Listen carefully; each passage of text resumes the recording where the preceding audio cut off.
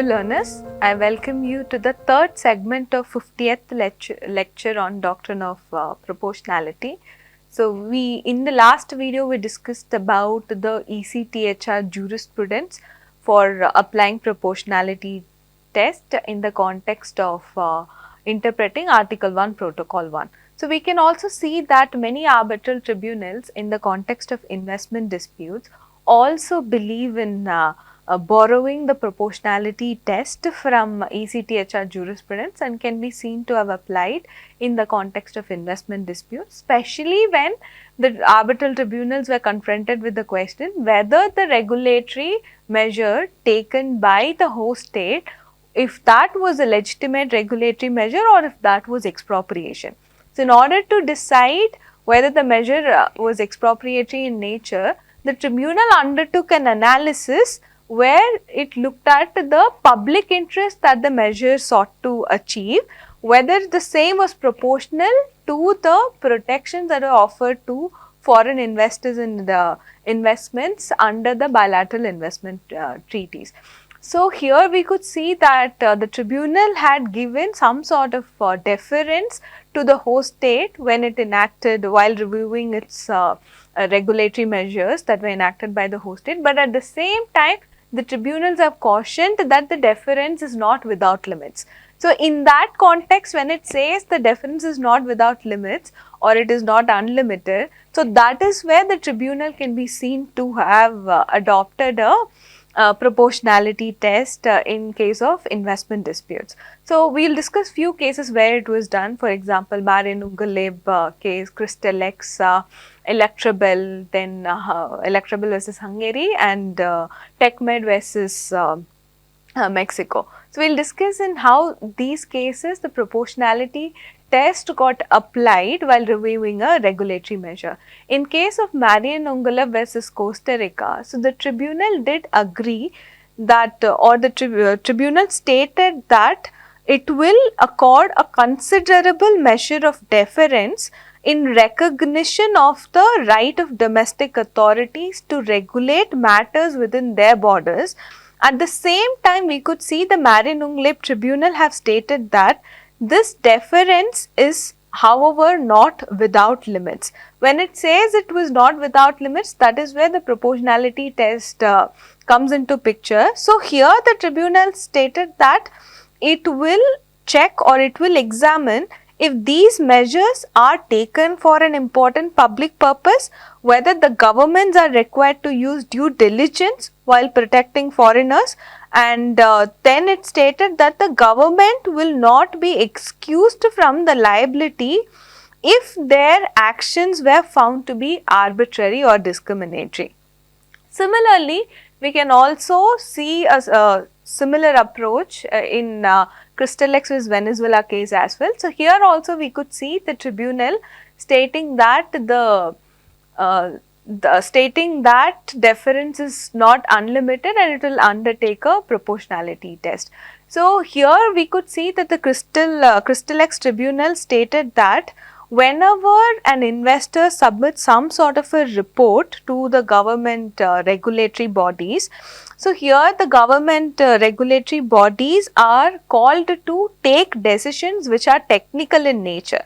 So, here Crystalex tribunal referred to these government authorities as the primary decision makers, and it stated that only the governmental authorities are capable of taking that decision because they enjoy a high level of deference for reasons of their expertise and competence. And also Crystalex tribunal noted that because of their proximity with the situation under examination. So, therefore, Crystalex tribunal stated that it will not second guess the substantive correctness of the reasons that the government regulatory bodies have put forward while deciding a matter of technical nature. So, after stating that, we can see that the Crystalex tribunal stated that it is equally clear that the deference to the primary decision makers cannot be unlimited. That is, Crystalex tribunal stated that a host state if they completely give deference to the decision of primary decision makers, then the Crystalex tribunal stated that then the host state would be entirely shielded from the state responsibility, and the standards of protection contained in the bilateral investment treaties would be rendered nugatory. So, here we could see that the Crystalex tribunal also stated that it would undertake a proportionality test just because the deference given to the primary decision makers is not absolute. In one other case, in Electrabel case also, we could see the tribunal applying proportionality test. So, this case was filed against Hungary. So, in Electrabel versus Hungary, the tribunal stated that the test for the proportionality has been developed from certain municipal administrative laws, and this particular test will require the measure taken by the government to be suitable to achieve a legitimate policy objective, and that the measure should also be necessary for that objective, and that the measure should not be excessive considering the relative weight of each interest involved. So, an Electrabel tribunal also stated that it will undertake a proportionality test. So, it is not just this, the most interesting application of the proportionality test can be seen in the context of TechMed. So, we have already seen in the earlier video about TechMed case in detail. So, I am assuming that you are all aware of the facts of the case completely. But what is interesting about TechMed tribunal in the case of in the context of proportionality test, is that it had reproduced a certain passage from James and others versus United Kingdom also. So, that is what makes TechMed the decision on proportionality test an interesting one. So, what did it say with regard to the proportionality test itself? So, here we could see the TechMed tribunal stated that there must be reasonable relationship of proportionality between the charge or weight imposed to the foreign investor and the aim sought to be realized by any expropriatory measure. So, after saying that it has to be proportional, so the passage that it quoted from the James versus UK was that, wherein in that case the court had brought a distinction between nationals and non-nationals, and the reason why there was the difference between nationals and non-nationals was the fact that non-nationals do not take part in election was noted down.